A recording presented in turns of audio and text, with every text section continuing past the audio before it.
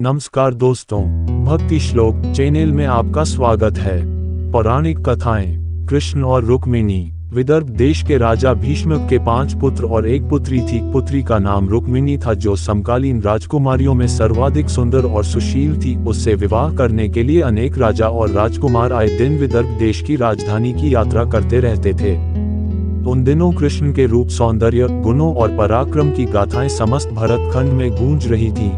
राजकुमारी रुक्मिणी अपनी किशोरावस्था से ही कृष्ण के संबंध में सुनती चली आई थी, इसलिए उसके मन में कृष्ण के लिए एक विशिष्ट स्थान बन गया था। फिर जब वह युवती बन गई तो उसने अनुभव किया कि तीनों लोक में कृष्ण से श्रेष्ठ वर उसके लिए कोई नहीं हो सकता, इसलिए उसने मन ही मन कृष्ण को अपना पति मान लिया। रुक्मिणी के पिता और माता भी चाहते थे कि उनकी पुत्री का विवाह कृष्ण के साथ हो, लेकिन रुक्मिणी के बड़े भाई रुक्मी की मित्रता शिशुपाल और जरासंध जैसे उन राजाओं के साथ थी जो कृष्ण को अपना सबसे बड़ा शत्रु मानते थे। उन राजाओं को कृष्ण के हाथों कई बार पराजय का सामना करना पड़ा था, फिर भी उनकी शत्रुता की आग बुझ नहीं पाई थी। जब रुक्मी को ये पता चला कि उसकी बहन कृष्ण के साथ विवाह करना चाहती है और उसके माता पिता भी इससे सहमत हैं, तो उसने एक दिन राजसभा में घोषणा कर दी कि उसकी बहन रुक्मिणी का विवाह चेदी देश के राजा शिशुपाल के साथ होगा। इस घोषणा के साथ ही उसने अपने पिता भीष्म को धमकी दे डाली कि अगर उन्होंने उसकी घोषणा का विरोध किया तो वह उन्हें राज सिंहासन से हटाकर राज्य पर अधिकार कर लेगा और फिर जबरदस्ती रुक्मिणी का विवाह शिशुपाल के साथ कर देगा। राजा भीष्म को अपने राज्य जाने की तो उतनी चिंता नहीं थी जितनी चिंता अपनी प्रजा के कल्याण की थी। वह अच्छी तरह जानते थे कि रुक्मी के राजा बनते ही राज्य की वही हालत हो जाएगी जो शिशुपाल और बाणसुर जैसे अत्याचारी और निरंकुश राजाओं के राज्य की है। ये सब सोचकर उन्होंने रुक्मी की घोषणा का विरोध नहीं किया।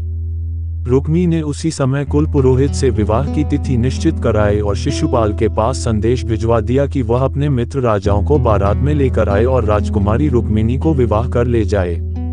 जब रुक्मिणी को अपने बड़े भाई की इस करतूत का पता चला तो वह बहुत दुखी हुई। उसने मन ही मन कृष्ण को अपना पति मना लिया था और यह आर्य कन्याओं के धर्म के विरुद्ध था कि जिसे वह पति के रूप में वरण कर ले, उसके होते हुए किसी दूसरे व्यक्ति को अपना पति बनाए। सोच विचार करने के बाद उसने अपने एक विश्वस्त ब्राह्मण को बुलाया और उससे कहा कि वह द्वारिका में कृष्ण के पास जाए और उन्हें ये संदेश दे दे कि रुक्मिणी वर्षों पहले से उनका अपने पति के रूप में वरण कर चुकी है, लेकिन उसका बड़ा भाई रुक्मी बलपूर्वक उसका विवाह शिशुपाल के साथ कर देना चाहता है। इसलिए कृष्ण आए और उसका हरण करके ले जाएं। यदि वह न आए तो वह अपने प्राणों का अंत कर देगी। रुक्मिणी का संदेश लेकर ब्राह्मण उसी समय द्वारिका की ओर चल दिया और कुछ दिनों बाद द्वारिका में पहुंच गया। जब कृष्ण को उस ब्राह्मण द्वारा रुक्मिणी का संदेश मिला तो कृष्ण ने उससे वचन दे दिया कि भले ही शिशुपाल, जरासंध आदि राजाओं की विशाल सेनाओं से उन्हें भीषण युद्ध क्यों न करना पड़े, वह उसे उन सबके बीच से उठा लाएंगे। कृष्ण ने उसी समय अपने सारथी को रथ तैयार करने की आज्ञा दी और ब्राह्मण को साथ लेकर कुंदिनपुर की ओर चल पड़े। कृष्ण के जाते ही बलराम को उनके कुंदिनपुर जाने की सूचना मिल गई। उन्होंने यादवों की सेना की एक शक्तिशाली टुकड़ी को अपने साथ चलने का आदेश दिया और द्वारिका से इतनी तेजी से प्रस्थान किया कि वह भी सेना सहित कृष्ण के पीछे पीछे ही कुंदिनपुर पहुंच गए। कृष्ण और बलराम के पहुंचने से पहले ही शिशुपाल अपने साथी राजाओं की विशाल सेनाओं के साथ कुंदिनपुर पहुंच चुका था। शिशुपाल के मित्र जरासंध, शाल, पौंड्रक, दंत, वकब और विदुरथ आदि अनेक राजाओं की कई अक्षौहिणी सेना बारात में सम्मिलित थी। विवाह के दिन सुबह ही परंपरा के अनुसार रुक्मिणी अपनी सहेलियों तथा अन्य महिलाओं के साथ गौरी पूजन के लिए नगर से बाहर बनाए गए मंदिर में पूजा करने गई। रुक्मिणी के संदेश वाहक ब्राह्मण द्वारा कृष्ण को इस बात का पता चल चुका था, इसलिए वह रथ लेकर मंदिर के पीछे पहुंच गए।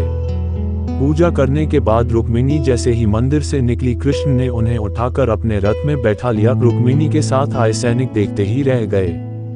जब शिशुपाल और उसके साथी राजाओं को रुक्मिणी हरण का समाचार मिला तो वे अपनी अपनी विशाल सेना लेकर कृष्ण को पकड़ने के लिए चल दिए। रुक्मिणी का बड़ा भाई रुक्मी भी अपने चारों भाइयों और अपनी सेना के साथ कृष्ण के पीछे पीछे चल दिया।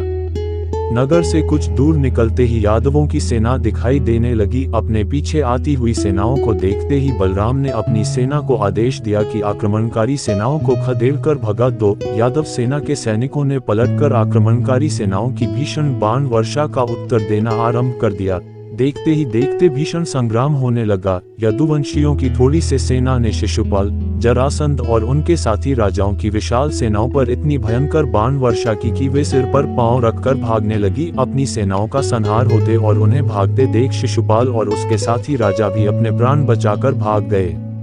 शिशुपाल और उसके साथी राजाओं की सेनाओं को पीठ दिखाकर भागते देख रुक्मी के क्रोध की कोई सीमा न रही। वह अकेला ही कृष्ण का पीछा करने लगा।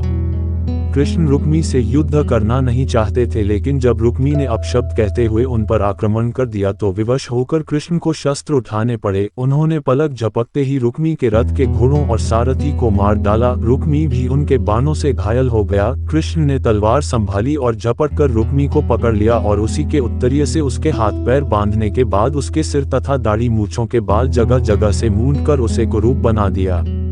रुक्मी ये प्रतिज्ञा करके कृष्ण से युद्ध करने चला था कि अगर वह अपनी बहन रुक्मणी को कृष्ण के हाथों से छुड़ाकर नहीं लाया तो कुंदिनपुर में नहीं लौटेगा। बलराम के कहने पर जब कृष्ण ने उसे छोड़ दिया तो वह अपने बचे खुचे सैनिकों को लेकर एक निर्जन प्रदेश में चला गया और वहीं नया नगर बसाकर रहने लगा।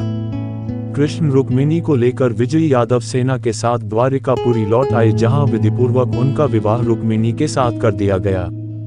कृष्ण और रुक्मिणी के पौराणिक कथाएं यहीं पर समाप्त होता है। भारतीय पौराणिक इतिहास के कुछ अनसुने तथ्य एवं रोचक जानकारी जानने के लिए अंत तक बने रहें और नेक्स्ट भाग देखने के लिए सब्सक्राइब करें भक्ति श्लोक चैनल को। धन्यवाद।